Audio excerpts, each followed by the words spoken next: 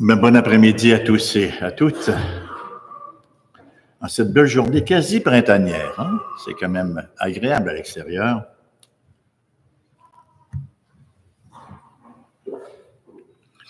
Nous allons poursuivre donc notre démarche dans le livre de l'Apocalypse. J'espère qu'on a saisi, ou qu'on a compris, ou qu'on apprend que l'Apocalypse, ce n'est pas un livre chronologique. Ce ne sont pas des événements qui se succèdent chronologiquement. Ce sont des événements qui arrivent entre les deux venues du Seigneur Jésus-Christ. Et tous ces événements-là sont divisés en 7 scènes. Mais ce sont 7 scènes parallèles. Avant de comprendre comment l'Apocalypse fonctionne, on était souvent un peu confus.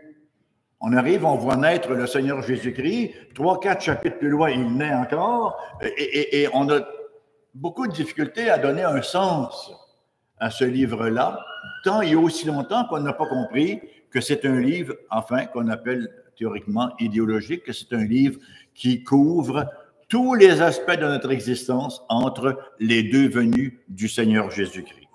Alors, ça se divise en 7 chiffres 7. Si vous voulez en avoir les divisions, envoyez-moi un courriel et je vous enverrai cette petite feuille sans malice. Voilà. Nous allons aujourd'hui ouvrir le livre de l'Apocalypse, donc au chapitre 9.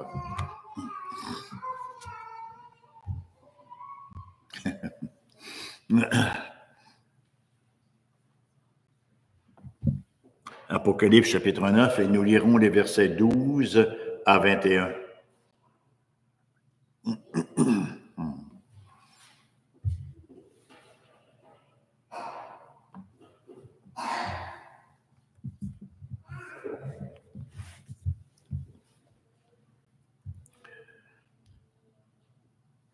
Le premier malheur est passé, voici, il vient encore 2 malheurs après cela.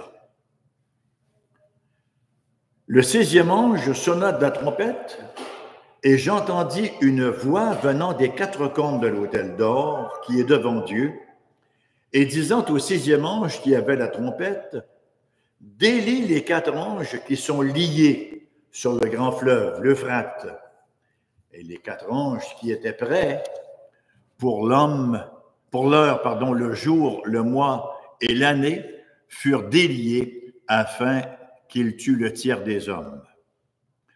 Le nombre des cavaliers de l'armée était de 2 myriades de myriades. J'en entendis le nombre, et ainsi, dans la vision, je vis les chevaux et ceux qui les montaient, ayant des cuirasses couleur de feu, d'hyacinthe et de soufre. Les têtes des chevaux étaient comme des têtes de lions, et de leur bouche, il sortait du feu, de la fumée et du soufre. Le tiers des hommes fut tué par ces 3 fléaux, par le feu, par la fumée et par le soufre qui sortait de leur bouche. Car le pouvoir des chevaux était dans leur bouche et dans leur queue était semblable à des serpents ayant des têtes, et c'est avec elles qu'ils faisaient du mal. Les autres hommes qui ne furent pas tués par ces fléaux ne se repentirent pas des œuvres de leurs mains. Ils ne cessèrent pas d'adorer les démons et les idoles d'or, d'argent, d'airain, de pierre et de bois, qui ne peuvent ni voir, ni entendre, ni marcher, et ils ne se repentirent pas de leurs meurtres, ni de leurs enchantements, ni de leurs débauches, ni de leurs vols. Que le Seigneur nous accompagne alors que nous allons sonder ces quelques versets-là. D'abord, nous arrivons maintenant à une espèce de point tournant de ces trompettes-là. Nous arrivons à la 6e trompette qui représente le 2e malheur. Je dis 2e malheur parce que la parole nous a dit qu'il y en avait 3 à venir. Et il y en a déjà un de passé, comme on l'a vu au verset 12. Rappelons-nous également le verset 13 du chapitre 8. « J'ai regardé et j'entendis un aigle qui volait au milieu du ciel, disant d'une voix forte, « Malheur, malheur, malheur !» 3 fois aux habitants de la terre à cause des autres sons de la trompette des 3 anges qui vont sonner. Et comme je viens de le mentionner au verset 12 du chapitre 9, le premier malheur est passé, voici, il vient encore 2 malheurs après cela. Et c'est ainsi que nous sommes entrés donc dans le chapitre 9 qui représente un tout et qui nous parle donc de ces 2 malheurs-là suivants. Au verset 1 à 12, nous avons vu l'armée de sauterelles qui venait du puits de l'abîme. Le texte, encore une fois, ne manque pas de nous le dire. Le premier malheur est passé, voici, il en vient encore 2. Et c'est ainsi donc qu'est introduit la deuxième partie du chapitre 9 pour ce deuxième malheur-là. Donc, après l'armée de sauterelles qui sortait du puits de l'abîme, nous avons ici une autre armée. Et c'est une armée qui nous vient de l'Euphrate. Si nous sommes familiers un peu avec ce que l'Écriture nous enseigne sur l'Euphrate, ce n'était pas nécessairement de nature à être rassurant. Lorsque cette 6e trompette se fait entendre, il y a une voix. Il y a une voix qui retentit, littéralement, elle retentit de l'autel d'or. Et on sait que c'est sur cet autel-là, sur le commandement divin, qu'on offrait les prières des saints. Verset 13, 14, le 6e ange sonna de la trompette et j'entendis une voix venant des 4 cônes de l'autel d'or qui est devant Dieu et disant au 6e ange qui avait la trompette, délie les 4 anges qui sont liés sur le grand fleuve de l'Euphrate, conséquence de la prière des saints. Et ce commandement-là marque la fin de la période de retenue du jugement divin. On a vu que c'était par 12. Et là, cette 6e trompette-là marque vraiment la fin de la retenue du jugement divin, alors qu'il abroge, il met un terme au commandement antérieur. Il avait demandé aux 4 anges de rester tranquilles, au commandement antérieur, donc que les 4 anges, aux 4 coins de la terre, devaient retenir les 4 vents jusqu'à ce que tous les serviteurs de Dieu aient été scellés. Chapitre 7. Verset 1 à 3 nous dit, « Après cela, je vis 4 anges, ce sont ces 4 anges-là. Je vis 4 anges debout aux 4 coins de la terre.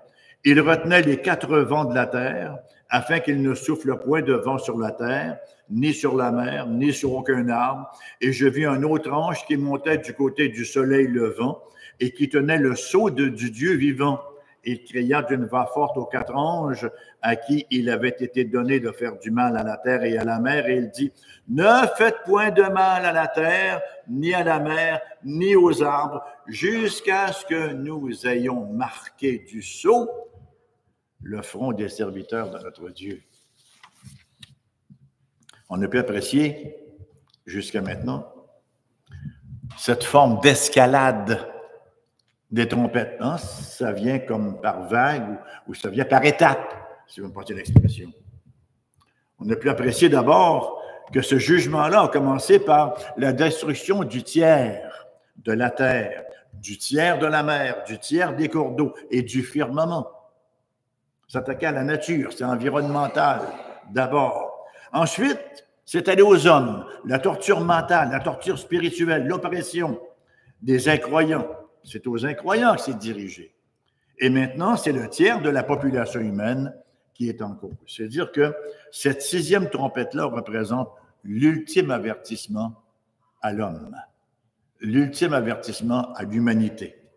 On dit souvent avec justesse, vous savez, que Dieu murmure dans nos plaisirs, qu'il parle dans nos consciences et qu'il crie dans nos douleurs. C'est bien sûr ce qu'on espère toujours lorsque Dieu envoie ses jugements comme il le fait. Et il le fait avec subtilité, il le fait progressivement, il le fait avec fermeté, mais avec le Dieu qu'il est, un Dieu tout en justice et tout en amour. Dieu est simple, Dieu est un. Mon premier point, donc, l'origine de ce jugement-là, les versets 13 à 15.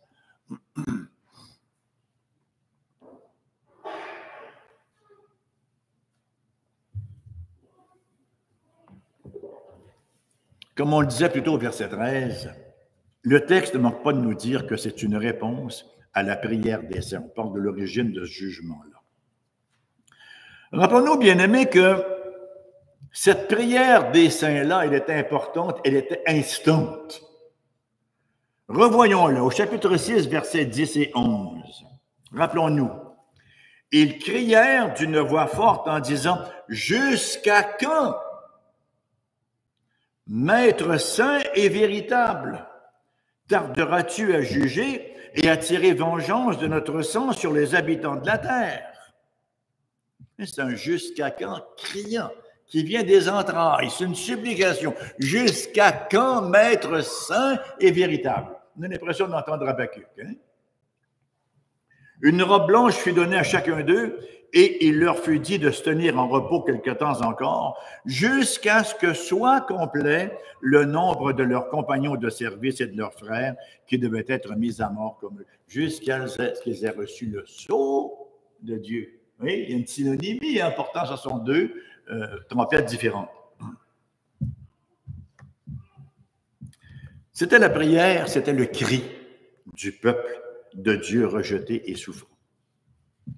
Et c'est certainement également notre prière à nous, qui vivons en cette période tellement ténébreuse, boueuse, tellement confuse, tellement pleine de misère, qui n'a de promesse que plus de misère encore. Hein? Lorsqu'on enlève Dieu, quel est le référentiel de toute chose sur terre? C'est pas nous. Comment est-ce qu'on sait qu'une chose est bonne? On a été créé, puis là, non, on n'a pas été créé. On est là et on a décidé dans notre raison qu'une telle chose était bonne et qu'une autre chose était mauvaise. Absolument pas. Une chose est bonne parce que Dieu a déclaré ce qu'est la bonté. Une chose est belle parce que Dieu a déclaré ce qu'est la beauté. Une chose est vertueuse parce que Dieu est vertu. Dieu est, il n'a pas, il est. Et c'est le référentiel de nous tous. Alors, c'est notre prière à nous aussi. Jusqu'à quand, Seigneur, allons-nous continuer de baigner dans ce monde de misère, dans cet univers de folie furieuse, dans cet univers de folie, de tentations multiples, de maladies, de mort, d'immoralité, de désaffection et de toute la pléthore d'oppression. Et nous avons des surprises au quotidien. Il n'y a pas uniquement le monde qui nous étonne. Il y a une faction de l'Église dans laquelle il y a des possédants et des professants. Et lorsqu'un professant décroche, ce n'est pas sans nous secouer. Parce que souvent de fois, ils ont donné quand même des signes intéressants, des signes encourageants. On regarde les quatre terres, hein? Il poussait quelque chose et il y avait plein d'espèces. Oui, il y avait quelques racines à enlever, là, mais il y avait quand même des promesses. Et venant subitement, les racines enterrent la bonne semence. Ce n'est pas sans nous secouer. On a vu des évangélistes populaires. Hein, il y en a un qui étudie avec nous, pas avec nous, mais à la même place que nous, Luc, à Toronto, et qui est décédé il y a quoi, 1 an ou 2.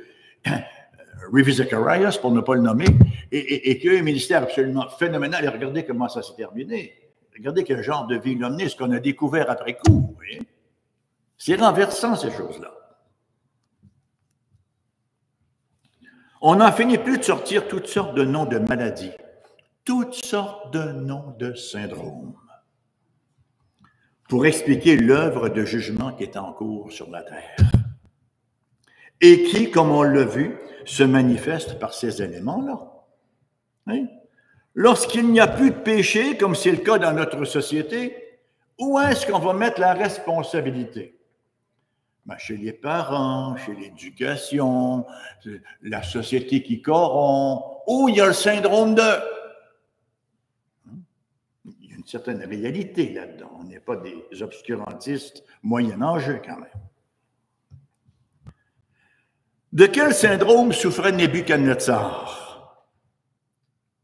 lorsqu'il est allé passer un temps à vivre en animal dans le champ? Daniel, chapitre 4, verset 33. Vous savez comment on appelait ça? On appelait ça la lycanthropie. Ça vient du mot loukos, qui veut dire loup, anthropos, qui veut dire homme. Il était un homme loup. Pauvre Nebuchadnezzar, il faut en avoir compassion. Il avait le syndrome de la lycanthropie. Bien sûr qu'il faut toujours être compatissant. Bien sûr qu'il faut toujours avoir compassion, mais il faut savoir comment diriger notre compassion. C'est que trop souvent, lorsqu'on grossit le syndrome et qu'on oublie les vraies raisons derrière, on tombe dans le sensibilisme et on n'est plus utile à ce moment-là, voyez-vous. Nebuchadnezzar était-il malade ou était-ce un jugement de Dieu qui l'avait conduit là? Le fait indéniable, c'est que derrière tout cela, c'est l'orgueil de l'empereur qui l'avait conduit dans le champ, qui l'avait conduit dans ce triste état-là. Et sur la reconnaissance de la majesté de Dieu, sur son humiliation, il est redevenu normal. Ça nous dit que le genre de compassion est approprié dans ces circonstances-là. Ça ne peut pas être une compassion complice en disant « Mon petit chéri, comment va ta lycanthropie aujourd'hui? » Oui. C'est quelque chose de plus éclairé que cela. C'est quelque chose de beaucoup plus compatissant que cela. Ce n'est pas une complicité, c'est une compassion. Compassion. Copathéo. Pâtir avec. Comprendre des situations réelles et vouloir vraiment aider. Enfin, on revient à notre texte. Donc, la réponse du Seigneur à cette prière, on s'en souviendra, c'est « Attendez un peu jusqu'à ce que le nombre des sauvés soit complet, jusqu'à ce qu'ils aient tous reçu le sceau de Dieu. » Nous sommes donc exhortés à ne pas nous relâcher dans la prière, à prier avec, comme la parole nous le répète encore et encore et encore, avec persévérance. Et la persévérance, c'est une belle vertu. Parce qu'à force de prier sur certains sujets, sans en voir encore les résultats, on peut être tenté de se relâcher. On prie pour quelqu'un, puis plus on prie, plus il a l'air empiré. On prie pour nous-mêmes et on ne voit pas toujours les résultantes immédiates. On veut, l'Esprit nous montre qu'on a certaines choses dans nos vies qui manifestement ne glorifient pas Dieu et qui sont encore en vitrine. On veut les enlever, on prie Dieu et combien de fois retombons-nous encore là-dedans? On trouve que la délivrance parfois prend du temps. Et comme disait Spurgeon, les moulins de Dieu moudent lentement, mais ils moudent finement, c'est pas. Alors, on peut être tenté de se relâcher. On peut être tenté de commencer à mettre en doute la puissance de la prière. Mais nous avons ici un très bel encouragement. Dieu, dans son amour, a bien voulu, veut bien utiliser nos prières. Quand on demande aux gens pourquoi est-ce qu'on prie, pourquoi est-ce que Dieu a mis la prière, est-ce qu'on peut faire changer Dieu d'idée? Qu'est-ce que vous en pensez? J'ai argumenté avec Dieu, je l'ai convaincu, il a dit, bien finalement, créature, tu as raison, pas du tout. Dieu était passible, hein? Non. La prière, c'est un moyen que Dieu a institué. Il a voulu nous rendre participants à son œuvre. Alors, il a décrété la fin, ça veut dire ce qui allait arriver, et il a décrété le moyen par lesquels la chose allait arriver. Quand on prie pour quelque chose et qu'on le voit se réaliser, il ne faut pas penser que si on n'avait pas prié, ce serait réalisé quand même. Mais Dieu a décidé, a décrété et la fin, et il a décrété également les moyens. Quelqu'un disait il y a plusieurs années, si ma mémoire me sert correctement, c'est Dr. Roger Nicole qui disait, et là ça date, il est décédé depuis déjà plusieurs années, il dit, je ne comprends pas quand je prends le téléphone et que je compose un numéro, que ça se transforme en code binaire et que ça saute et que ça sonne à l'autre bout. Mais je sais une chose, c'est que ça répond. Alors je sais que ça marche. La prière fonctionne. Si on ne comprend pas tous les tenants et les aboutissements. Et les aboutissants de la prière, mais on sait que c'est efficace. Romains chapitre 10, versets 13 à 15, on a encore un bel exemple d'un Dieu qui a décrété la fin et qui a décrété les moyens. Est-ce qu'on est tous d'accord que tous les élus vont être sauvés? Hein? Spurgeon disait, il n'y aura aucune chaise vide au ciel. Maintenant, est-ce qu'on est tous d'accord qu'il y a un moyen par lequel les élus vont être sauvés? Est-ce qu'on a seulement qu'à s'asseoir, se croiser les bras et à regarder rentrer les élus? Hein? C'est pas comme ça que ça se passe. Romains chapitre 10, versets 13 à 15 nous dit « Car quiconque invoquera le nom du Seigneur sera sauvé. » Alléluia, quel beau moyen de salut. Comment donc invoqueront-ils celui en qui ils n'ont pas cru? La question, elle est importante. Et comment croiront-ils en celui dont ils n'ont pas entendu parler? Et comment en entendront-ils parler? C'est personne qui prêche. C'est personne qui témoigne. Hein? Grosse logique biblique, hein? La fin, les moyens. L'utilisation d'agents, l'utilisation de moyens. Dans le cas qui nous occupe,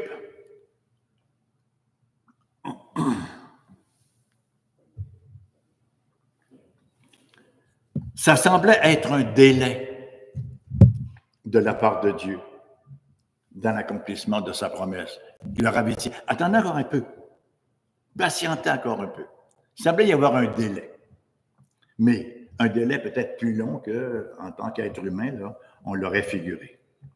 Ça semblait donc être un délai dans l'accomplissement de ses promesses et ça représentait pour les moqueurs, qui n'en manquent jamais une occasion, de nier la véracité de la parole de Dieu et de questionner sa sincérité.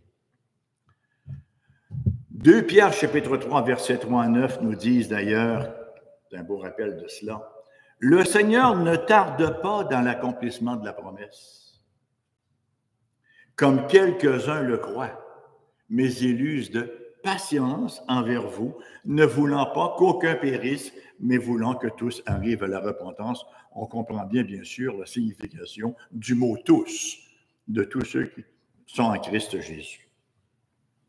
La parole de Dieu est vérité et son temps est parfait. C'est un grand réconfort pour les saints. C'est un immense réconfort pour nous qui prions au quotidien. Et d'ailleurs, nous sommes interpellés face à la prière. Ce n'est pas quelque chose qu'on gaspille, qu'on lance partout à qui mieux, des paroles envers Dieu. On prie avec un cœur investi et on prie de manière ciblée. Je pense qu'il y a une bonne manière de prier. On doit prier de manière progressive. On commence par ceux que Dieu a mis sous notre responsabilité, ceux qui sont autour. C'est les premiers pour lesquels on prie, pour lesquels on se tient dans la brèche. On prie pour nos frères et sœurs, dans notre Église également. On prie également pour ceux autour auxquels on a évangélisé. On pourra se rendre ensuite, ça peut être marche ou quoi que ce soit, mais on commence d'abord par prier pour les nôtres. On ne lance pas ça tout à l'envers. Une prière doit avoir une structure. Regardons les prières bibliques, à quel point elles étaient bien faites, à quel point elles étaient bien structurées et bien présentées par l'apôtre Paul et les autres aussi. Donc, c'est un grand réconfort pour les saints, mais c'est un jugement horrible, avec plusieurs R, là, horrible, littéralement, pour les impies. Parce que c'est tout ce qui les attend, les impies, un jugement horrible. Ils vont le nier, mais c'est tout ce qui les attend. Et ces anges mauvais-là avaient été retenus contre leur volonté, tout comme les démons confinés dans l'abîme au chapitre 9, versets 1 à 3 qu'on a vu il y a 2 semaines. On voit qu'il s'agit d'anges mauvais parce que il nous a dit au verset 13 qu'ils étaient liés. Il nous a donc rapporté qu'il ne leur avait pas été permis jusque-là d'opérer leur œuvre de destruction, parce que c'était ça leur œuvre, leur mission. Ils avaient été préparés à faire mourir le tiers des hommes quand, au verset 15, au temps approprié. Et ce n'est pas une conjugaison at large, je me procède avec l'expression. Il nous a dit au verset 15, « Et les 4 anges qui étaient prêts pour l'heure, le jour, le mois et l'année. » On ne peut pas être plus précis que cela. L'heure, le jour, le mois et l'année. Dieu est absolument souverain. Il sait absolument quand les choses vont arriver. C'est très, très simple. Dieu est hors du temps.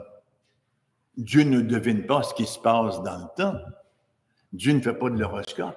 Dieu a créé le temps et dans ce temps-là, il a mis des événements qui vont arriver. On le voit d'ailleurs à un certain moment, lorsqu'il est pour punir les Amoréens, si ma mémoire me sert correctement, il est dit, mais il ne l'a pas fait immédiatement parce que leur iniquité n'était pas encore à son comble. C'était pas encore plein. Il y avait un moment pour eux là où ça allait se produire. Donc, on parle ici de souveraineté divine. Il n'y a rien d'approximatif. Et il en est ainsi au temps du déluge. Hein, ce n'est pas arrivé accidentellement, c'était tout à fait prévu. C'est arrivé au moment précis où c'était le temps de le faire. Par contre, lorsqu'on le lit, hein, on dit, ben, Dieu est descendu, il a vu que la méchanceté des hommes était mauvaise, et là, il envoie le jugement. Ouais, c'est des anthropomorphismes. C'est pas, comme disait Calvin, Dieu balbutie avec nous pour qu'on comprenne. Hein, ça nous est présenté ainsi. Comme on le voit dans Daniel, dans le livre de Daniel, à un certain moment, Nebuchadnezzar décide d'aller envahir Juda. Ah ben voilà, c'est un bagarreur, c'est un conquérant, il veut conquérir le monde. Et l'Éternel le livra entre ses mains. Alors au-delà de Nebuchadnezzar, il y a toujours l'Éternel qui souverainement venait châtier son peuple. Lorsque le Seigneur Jésus-Christ est venu, il nous est rapporté en Galates, chapitre 4, versets 4 et 5. Mais lorsque les temps ont été accomplis, et voilà, littéralement, là, dans le grec, c'est lorsque les temps ont été pleins. C'est la manière, passez-moi l'expression, graphique, comme cela. Mais lorsque les temps ont été accomplis, Dieu a envoyé son Fils, né d'une femme, né sous la loi, afin qu'il rachète ceux qui étaient sous la loi, afin que nous recevions l'adoption. Le temps était tout à fait déterminé. Hein? L'Alliance de la grâce commençait à tel moment. Il avait été décidé qu'il en serait ainsi, que Jean-Baptiste viendrait avant et tout ce qui va avec. Et ici, l'apôtre Jean entend la voix. Il entend la voix qui dit que le temps est maintenant venu. Ces anges-là, ces anges mauvais, sont relâchés selon l'agenda, selon le plan de Dieu. Et toutes les puissances de l'histoire œuvrent toujours sur le contrôle souverain de Dieu. C'est bon à savoir. Ça ne veut pas dire que nous sommes immunisés contre quelque douleur que ce soit. Ça ne veut pas dire qu'il n'y aura pas de martyrs. Ça ne veut pas dire qu'il n'y en a pas eu. Il y en a eu en très, très grande quantité. Mais tout arrive selon le plan parfait de Dieu. Et quand ça arrive, rappelons-nous que quand ça arrive, il y a toujours une grâce de Dieu qui vient avec. Ça veut dire qu'on passe ça là, en chantant nécessairement hein, des petites romances. Mais je veux dire, ça devient supportable par la grâce de Dieu. Parce que la Bible nous dit qu'il n'y a aucune épreuve, aucune pérismos, aucune tentation qui nous est survenue qui soit au-delà de nos forces. Alors quand on arrive dans ces épreuves-là, on les traverse. Ça nous est tous arrivé de regarder certaines épreuves qu'on a passées hein, et de les revoir et de dire je me demande comment j'ai pu traverser cela. Ça vous est déjà arrivé? Ça nous arrive tous. Parce que Dieu a donné sa grâce. Il n'en donnera pas 15 jours avant ou des années avant. Il arrive au moment où on en a besoin. Oui. Dieu pourvoit. Il est le grand pourvoyeur qui sait très bien donner tout ce dont nous avons besoin pour faire face aux différentes situations. Chaque fois que j'entre dans mon bureau sur mon petit prie-Dieu à Québec, je ne fais pas des prières de 5-6 heures, mais j'ai toujours, Seigneur, puis je reprends toujours Augustin, tu donnes ce que tu ordonnes. Je vais aller prêcher ce message-là. Parce qu'une fois que vous avez fini de préparer votre message, vous le relisez, puis vous vous dites, wow, il me semble que c'est pauvre. Et plus vous le relisez, plus vous le trouvez pauvre. Et là, vous vous dites, les gens vont s'ennuyer. Et là, l'ennemi vous attaque. Hein? Non. On met un frein à cela, on s'agenouille sur le prie-Dieu. Seigneur, tu donnes ce que tu ordonnes. Tu m'as donné ce message-là. On va le livrer à ton peuple et tu vas bénir ton peuple par ta parole. Amen. L'exécution du jugement de Dieu maintenant, les versets 16 à 19.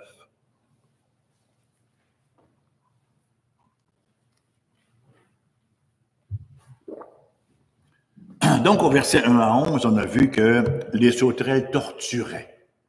Et elles étaient une très grande armée. Mais ici, ces anges mauvais et leur armée font plus que torturer, ils font mourir. Un tiers des hommes. Et j'aimerais attirer votre attention sur le nombre. Ils n'étaient pas venus en couple. Le nombre des cavaliers de l'armée, verset 16, était de 2 myriades de myriades. J'en entendis le nombre. Écoutez, 20 000 fois, 10 000 fois. Ça commence à faire du monde pas mal, ça fait 200 millions. C'est bien sûr un nombre symbolique. Un nombre symbolique qui nous dit quand même qu'il ne manquait personne, si vous me passez l'expression, au pique-nique satanique qui est en train de s'opérer entre les deux venues du Christ. C'est donc une guerre où on ne fait pas le poids. On n'est pas de calibre.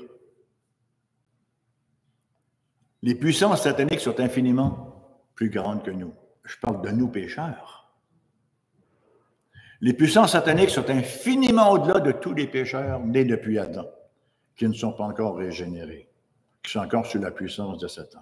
On ne fait vraiment pas le poids. C'est une armée infiniment plus besoin que nous, plus puissante que nous, et on a besoin de secours. On est tellement autosuffisant dans notre orgueil, dans notre dépravation. Quelle erreur que l'autosuffisance. Et nous avons la description de ceux qui les montaient au verset 17. Et ainsi, dans la vision, je vis les chevaux et ceux qui les montaient, ayant des cuirasses couleur de feu, d'hyacinthe et de soufre.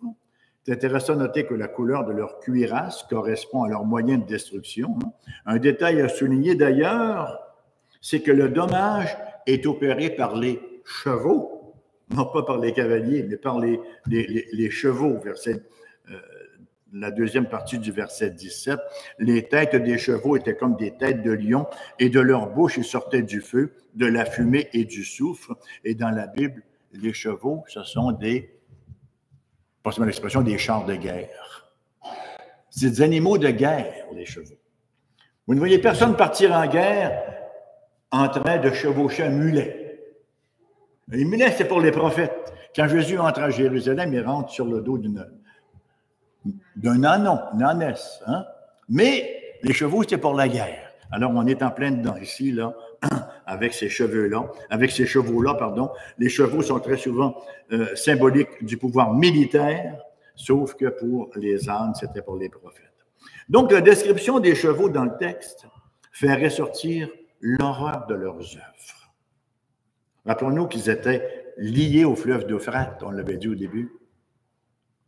Dans l'Ancien Testament, Dieu a souvent mandaté les Assyriens et aussi les Babyloniens à traverser l'Euphrate pour châtier l'idolâtrie de son peuple. Traverser l'Euphrate, quand ça venait de l'Euphrate, c'était pas une bonne nouvelle.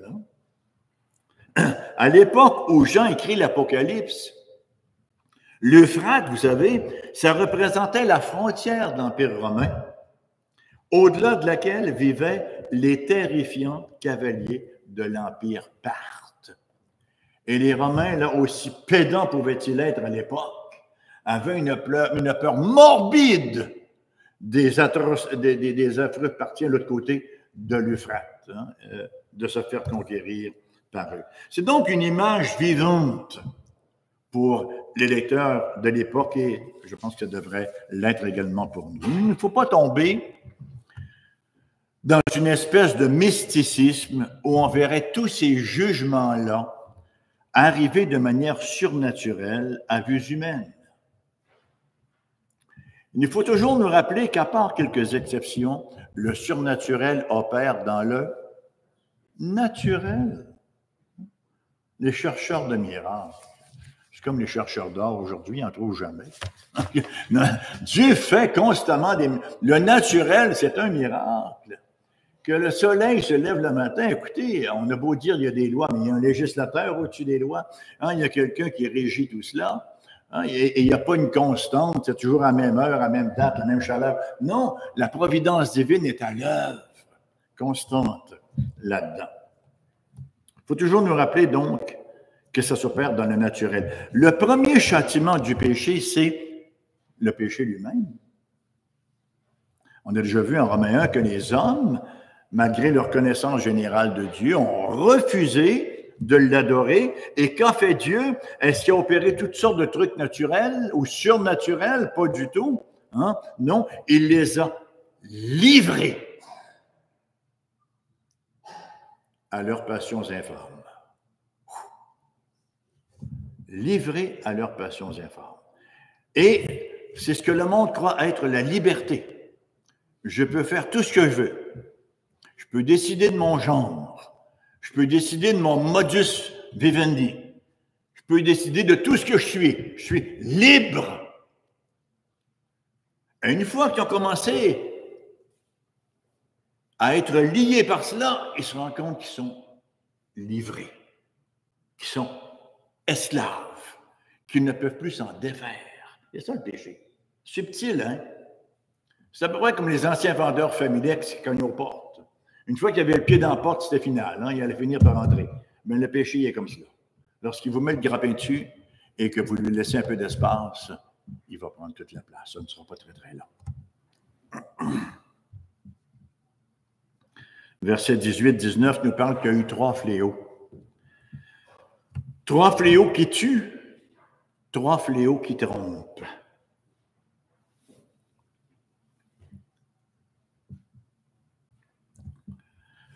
Le tiers des hommes fut tué par ces 3 fléaux, par le feu, par la fumée et par le soufre qui sortait de leur bouche. Car le pouvoir des chevaux était dans leur bouche et dans leur queue. Leur queue était semblable à des serpents, ayant des têtes, et c'est avec elles qu'ils faisaient du mal. La triade du feu, de la fumée et du soufre, répétée d'ailleurs au verset 17-19, hein, les 3 sont symboliques du jugement de Dieu. Est-ce que c'est la première fois qu'on les voit apparaître dans la Bible? Qu'on la voit apparaître dans la Bible, cette triade-là, pas du tout. On l'a vu bien avant. On l'a vu à Sodome et Gomorrhe, entre autres choses. Plus encore, ce sont des éléments de l'enfer. C'est à prendre au sérieux, vous savez ce que la parole nous enseigne. Voilà donc comment s'opère ce jugement pénultième, cet avant-dernier jugement-là, juste avant le jugement final. C'est dire que la logistique de ces démons consistera à tourmenter et à continuer à duper, à tromper, à s'assurer de la ruine spirituelle de leurs victimes en les amenant à la mort physique. Je ne sais pas trop. Quelle tentation vous combattez présentement? Je ne sais pas quelles sont vos luttes. Je sais quelles sont les miennes, et nous en avons tous. Mais une chose est certaine, c'est que tomber victime de cela, c'est manifestement se faire avoir littéralement, c'est manifestement être conduit dans une ruine qui peut... Bon, un croyant ne perd pas son salut. Un vrai croyant n'ira pas jusqu'à perdre son salut. S'il est vraiment sauvé, il va mener une vie misérable.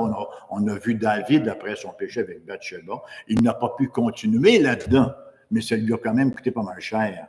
Et si vous ne faites que professer la foi, bien écoutez, ça ne durera pas très, très, très, très longtemps. Hein? On va fermer boutique assez rapidement en ce qui vous concerne. Au verset 18, donc, il nous est rapporté symboliquement que le tiers des hommes, ils laisseront la vie.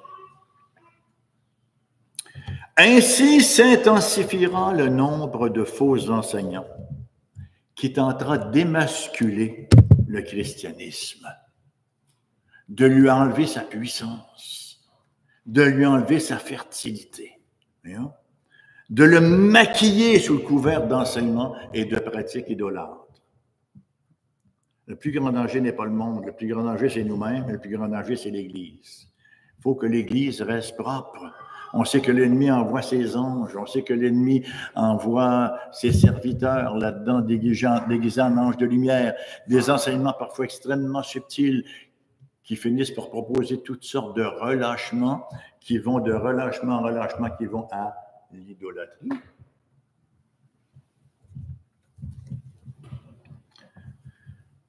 On n'a qu'à penser au plaie d'Égypte, aux magiciens de Pharaon, qui s'efforçaient, d'imiter les signes miraculeux de Moïse. Moïse avec la verge à Aaron, et là, les magiciens arrivaient, puis ils en faisaient autant. Et ils séduisaient Pharaon. Bon, il y a eu un terme à cela tôt ou tard, mais l'Église doit demeurer très ferme dans son amour de la parole, et les composantes de l'Église que nous sommes doivent demeurer très fermes dans l'obéissance à la parole. Il n'y a aucun doute que le monde dans lequel nous vivons est un monde prédateur. C'est un monde très séducteur. C'est un monde qui offre des plaisirs. Il faudrait être idiot pour nier cette réalité-là. Qui offre certains moments d'agrément. Maintenant, il faut savoir que derrière tout cela, il y a le prix à payer. Et que le Seigneur offre bien plus de plaisir, bien plus d'agrément que tous les plaisirs du monde. Parce que le monde ne livrera jamais la marchandise Le Christ Jésus le livre toujours. Il est celui qui dit « Ne crains rien, je t'aime », comme on vient de le chanter si bien. Vous savez, qui ne rêve pas d'être aimé? Toujours aimé, en toutes circonstances et pleinement aimé. Vous connaissez la petite histoire, j'ai oublié le titre là, mais du petit garçon qui avait son petit cheval en peluche, là, il l'aimait tellement. Il avait reçu un autre cadeau, mais il aimait beaucoup, beaucoup son petit cheval. Quelle belle histoire d'amour, si vous l'avez lu. Se faire dire que nous sommes aimés.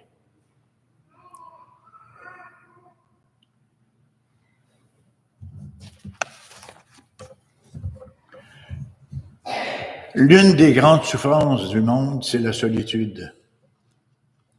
C'est lorsqu'il n'y a personne pour vous dire qu'il vous aime. On a besoin d'être aimé. Nous sommes des créatures d'amour, vous savez. Nous avons été créés par Dieu par amour. Nous avons été sauvés, rachetés par Dieu par amour. Il veut que nous passions avec lui l'éternité dans l'amour et dans la félicité.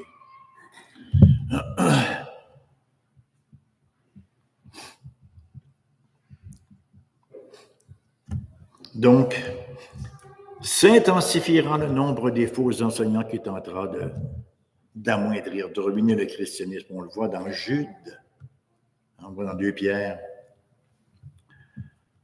Et ça m'amène à mon troisième point, les effets de ce jugement-là, versets 20 et 21.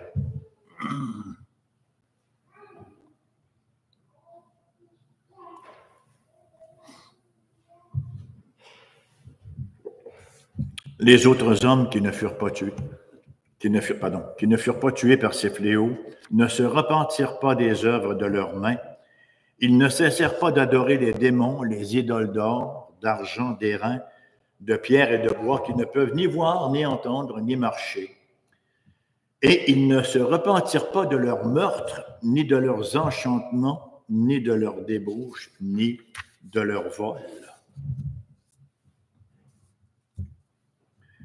Ces jugements-là ne sont pas correctifs, ils sont rétributifs. Quoi qu'ils permettent encore un petit espace de repentance, mais ce sont des jugements rétributifs. Vous voyez? Dieu fait justice en lien avec sa sainte loi et il venge son peuple souffrant. Et on voit la profondeur de la méchanceté du monde au milieu même des jugements de Dieu. Je pense que le plus effrayant dans le chapitre 9, c'est pas tant les jugements de Dieu que le fait que les hommes refusent de se repentir, même sous la coupole de ces jugements-là. Les hommes vont continuer à transgresser les commandements de Dieu qui se résument en 2, l'amour de Dieu, l'amour du prochain, right? Alors, par leur idolâtrie, bien sûr, hein, on transgresse les commandements de Dieu. Par la violence mutuelle, on n'a qu'à penser aux guerres, on n'a qu'à penser à tous les conflits qu'on a sur la planète, on n'a qu'à penser à l'absence d'humanité ou même d'humanisme chez les humains pour voir très bien qu'on pêche également contre les 2 commandements, donc on pêche contre tous les commandements. Nous sommes ici en présence de pécheurs morts qui adorent des dieux morts, qui adorent des divinités génériques, non seulement incapables de les délivrer, mais désireux de leur faire le plus grand tort. Psaume 115. Versets 4 à 8. Leurs idoles sont de l'argent et de l'or. Hein, c'est le... Comment on dit ça? L'argent, c'est le... C'est ça, en tout cas, hein, le royaume de ce monde. C'est le royaume des possessions. C'est le nerf de la guerre. L'argent, c'est le nerf de la guerre. Hein, ce monde ne vit que pour cela. Leurs idoles, donc, sont de l'argent et de l'or. Elles sont l'ouvrage, elles ont des yeux et ne voient point. Elles sont l'ouvrage de la main des hommes. Elles ont une bouche et ne parlent point. Elles ont des yeux et ne voient point. Elles ont des oreilles et n'entendent point. Elles ont un nez et ne sentent point. Elles ont des mains et ne touchent point. Des pieds et ne touchent point. Elles ne produisent aucun son dans leur gosier.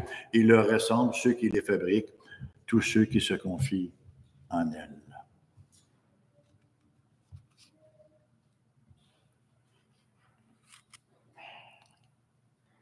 Le monde, c'est un comptoir, comme on a un comptoir bancaire.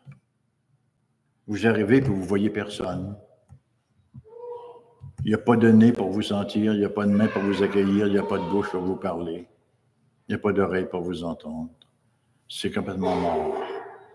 Une espèce de petite divinité générique pour prendre une illustration ici. Le monde est comme cela. Le monde a des semblants, mais il n'a pas de réalité à offrir. C'est pour ça qu'il ne peut pas livrer sa marchandise. C'est bête hein, de se livrer corps et âme à un monde comme celui-là. Oui, c'est certainement à cela que Satan réduit les gens du monde, à cela. Quel Dieu est-ce que vous adorez? Est-ce que vous adorez le Dieu de ce monde? Est-ce qu'il vous fait du bien? Est-ce qu'il vous rassure? Est-ce qu'il vous assure un avenir? Est-ce qu'il a fait ses preuves dans l'histoire de l'humanité? Ah, j'ai vu telle nation qui a adoré le Dieu du monde, regarde! N'est-ce pas plutôt le Dieu du chagrin? Le Dieu de la trahison? Le Dieu de la déception? Le Dieu de la destruction et du néant? Je disais il n'y a pas longtemps, est-ce que c'est Lord Byron qui a dit ça? La jeunesse est une folie. L'âge adulte est une illusion. Et la vieillesse est un regret. C'est pathétique, hein?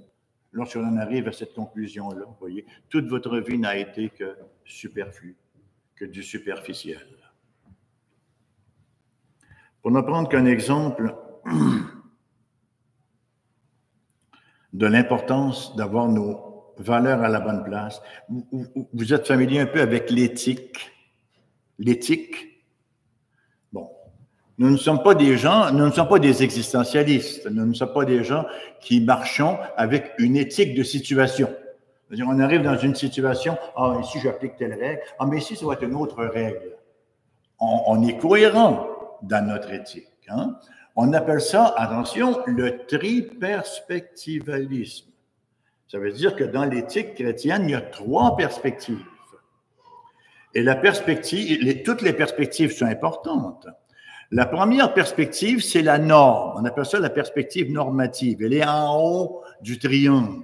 C'est elle qu'on veut appliquer à la vie des gens. Maintenant, on n'applique pas ça à qui mieux, là. Il y a une manière de faire. Quand Dieu est venu nous sauver, il y a une manière de faire. Il s'est incarné, il s'est identifié, vous voyez. Alors, il y a la perspective normative, la norme. Et cette norme-là doit s'appliquer à une existence. Alors, perspective normative, perspective existentialiste, et il y a une 3e perspective qui s'appelle la situation, perspective situationnelle. Mais la perspective qui domine, c'est toujours la norme. J'avais trouvé un bel exemple en un de nos amis au Delaware qui avait démarré un ministère pro-vie, et quand une jeune fille enceinte venait pour se faire avorter, il lui disait « Mais pourquoi veux-tu te faire avorter? »« Ah, mon chum veut que je me fasse avorter, sinon il va me lâcher. » Alors là, il commençait à faire du counseling avec dans cette perspective-là. Donc, ta norme à toi, c'est ton chum. Est-ce que tu considères que ton chum est une réalité suffisamment fiable pour que tu le prennes comme norme jusqu'à aller à tuer un enfant? Oui. Dans toutes nos circonstances, c'est cette perspective-là qui importe.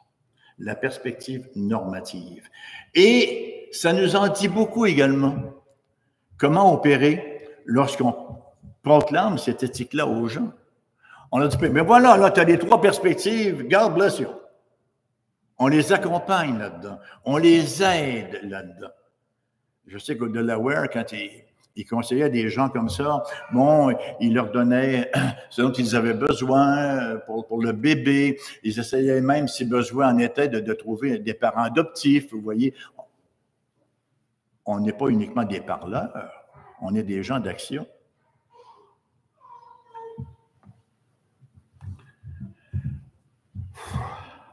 Ça vaut pour nos fréquentations aussi. On a quelques célibataires ici. N'avons-nous pas? Alors, si vous désirez vous embarquer dans des fréquentations, pensez à la perspective normative. Pensez à ce que ça implique de commencer à fréquenter un non-croyant. Pensez à quel point nos cœurs sont fragiles, à quel point on s'attache facilement. Et que ça ne peut nous mener qu'au regret. Parce qu'il n'y a rien de commun entre le monde et le Christ. Alors, tôt ou tard, il y aura conflit, il y aura rupture, il y aura feu. La perspective normative. Enfin, ce n'était pas le thème, mais on est rendu là. Alors, voilà un genre donc de divinité, d'idole, de démon que le monde a continué de servir. Les autres hommes qui ne furent pas tués par ces fléaux ne se repentirent pas des œuvres de leurs mains. Ils ne cessèrent pas d'adorer les démons et les idoles d'or, d'argent, d'airain, de pierre et de bois, qu'ils ne peuvent ni voir, ni entendre, ni marcher, et ils ne se repentirent pas de leurs meurtres, ni de leurs enchantements, ni de leurs débauches, ni de leurs vols. Si vous aimez les petites subtilités, le mot enchantement, c'est intéressant, c'est le mot pharmakeia, qui a donné en français le mot pharmacie, qui a donné en bout de ligne le mot drogue, en quelque sorte. Enfin, c'est autre chose. Alors que nous fermons ce chapitre 9-là de l'Apocalypse, retenons l'enseignement principal. En raison de son idolâtrie et de son péché, notre monde est sous le jugement de Dieu. Jugement qui se manifeste par les tourments spirituels et par la destruction. Est-ce que le monde s'améliore? Est-ce que le monde est en train de se construire? Paul enseigne clairement le salaire de l'idolâtrie, on l'a dit précédemment. Romains 1, chapitre 1, Romains 1, versets 21-24. Ayant connu Dieu, parce que tous les hommes connaissent Dieu,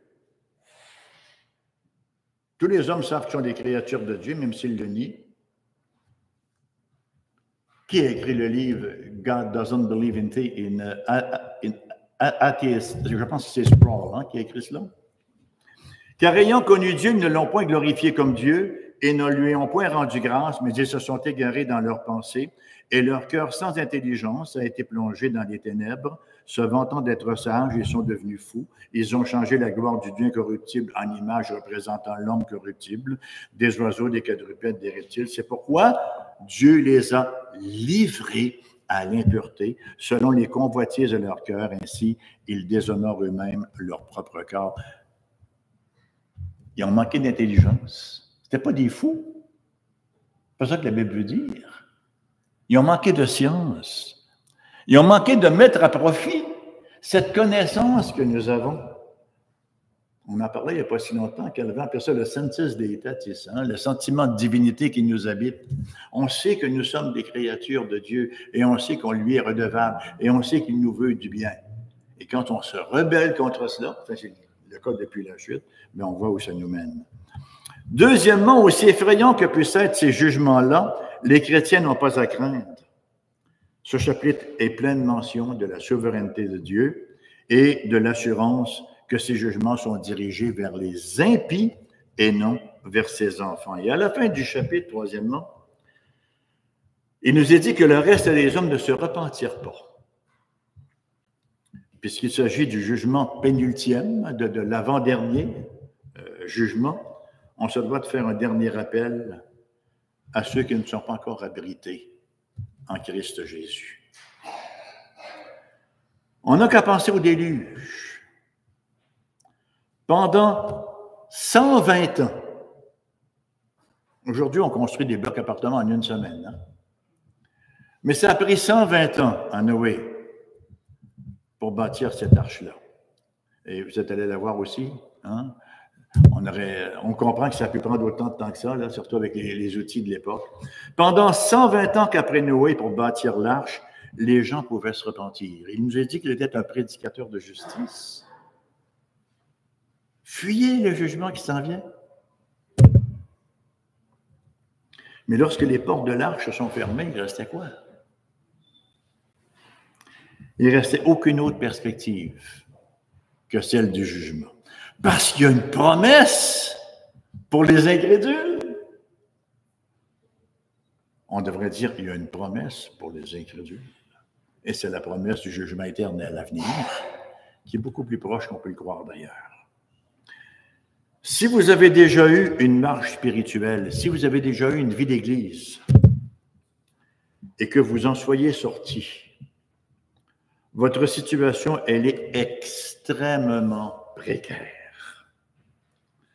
Lorsque Noé, ses 3 fils et leur épouse respective étaient dans l'arche, il n'y a personne qui a osé dire « Non, moi je ne suis pas d'accord avec la façon dont on vogue ici.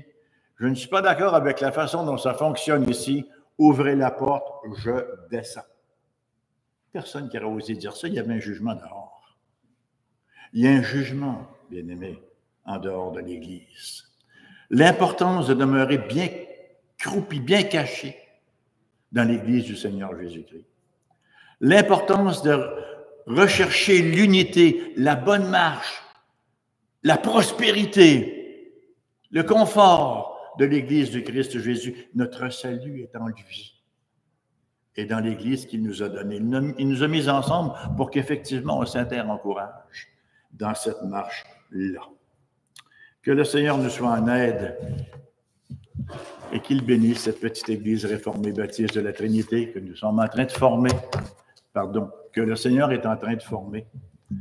On lui rend grâce de ce qu'il nous a donné d'y être partie prenante, qu'il nous donne d'y persévérer, qu'il nous donne également de proclamer ce beau message à autrui.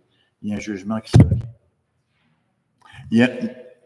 Non seulement il y a un jugement qui s'en vient, il y a un jugement qui est là. Regardez le taux de suicide que nous avons dans le monde. Hein.